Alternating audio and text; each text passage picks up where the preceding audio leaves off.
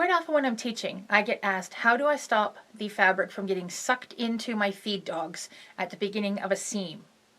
So today I want to talk about a couple of different methods for stopping that from happening. Kelly Richardson here from Kelly's Creative Comforts. Now, I have quite often heard this technique referred to as spider because of how the fabric looks. When you're finished with it, it looks like a little spider with all the threads hanging off, or leaders and enders.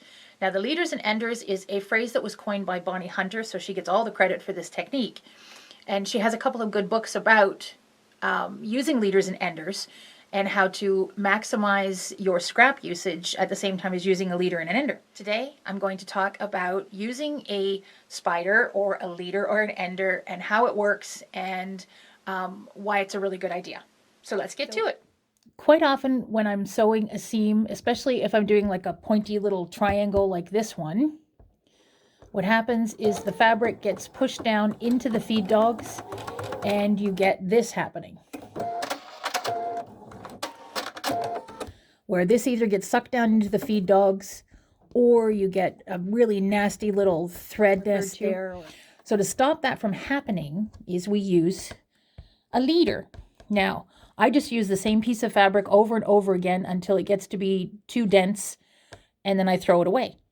One of the other advantages of using a leader and an ender, or spider, whichever you prefer to call it, you also save thread. You don't have a lot of threads hanging off, and generally what happens when I have a lot of threads hanging off is I'll cut them and they miss the garbage can and they either end up sucked up in the vacuum beaters or they just make a mess all over the floor. So here is how a leader works. You're going to start sewing on your scrap of fabric and then just chain piece onto your triangle or square, whatever you're making. And then at the end, you just throw in another piece of scrap and you stitch right onto the piece of scrap. Then I will cut off my leader and my piece. So now this piece that was my ender becomes my leader, and I'm ready. Put another piece underneath and I'll keep flipping them back and forth. Another thing that you can get if your machine is capable, if there is a single hole stitch plate that is available for your machine, that will also stop the fabric from getting sucked down into your feed dogs.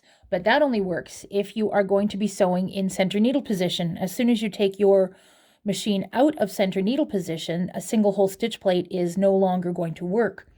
So in this case, on my machine where I have my needle position moved over to the 1/4 inch, I'm just using my regular foot and I've got my needle position moved over, I wouldn't be able to use my single hole stitch plate. So that's where the leaders and the enders come in. They make it so that I don't necessarily have to use my single hole stitch plate. Now, I do like to do that if I am stitching in center needle position.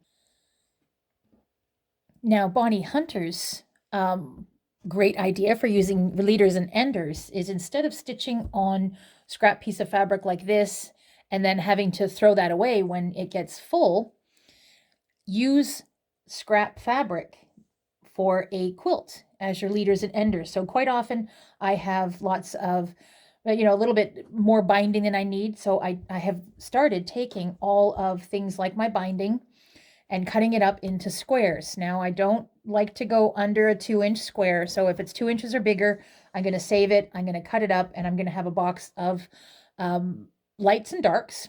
And then what I can do is I can actually use my lights and darks as my leaders and enders and turn them into a quilt at the end. So I'm sort of making a couple of different quilts at a time.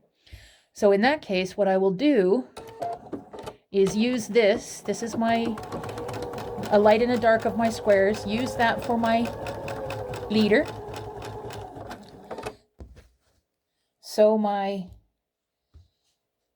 other squares together.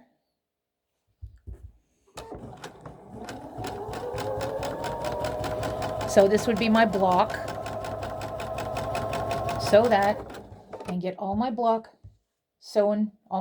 squares sewn together.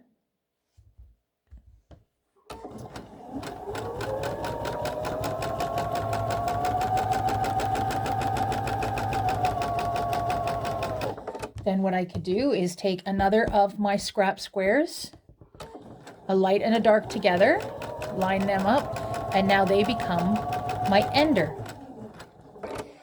So then I will just trim away. Let me just nip these off. There we go. Now what I can do is go ahead and finish sewing my block.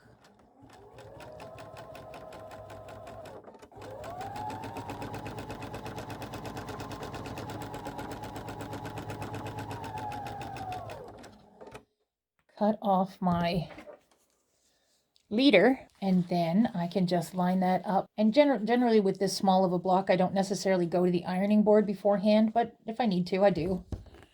And then now this will become my ender. So if you figure out how many times you use a leader and an ender when you're sewing, it doesn't take very long at all for you to end up with a whole new quilt that was made out of your leaders and enders. So the quilt behind me was one that I put together using the leader and ender technique from a strip quilt that I had made a few years ago. It doesn't take very long to put together another quilt out of your scraps. So not only does that technique save thread, it saves your scraps, and you actually make a second quilt at the same time as you're making the one you're working on. So you just kind of feel like the queen of multitasking. And most of all, you stop those hungry little feed dogs on your sewing machine from eating your fabric and creating those nasty little thread nests that we all absolutely hate. So I hope you've enjoyed this little tutorial on leaders and enders. If this is your first time viewing any of my videos, please, I would appreciate if you hit the subscribe button and join me for some more. Thank you for joining me. I appreciate your support, and happy sewing!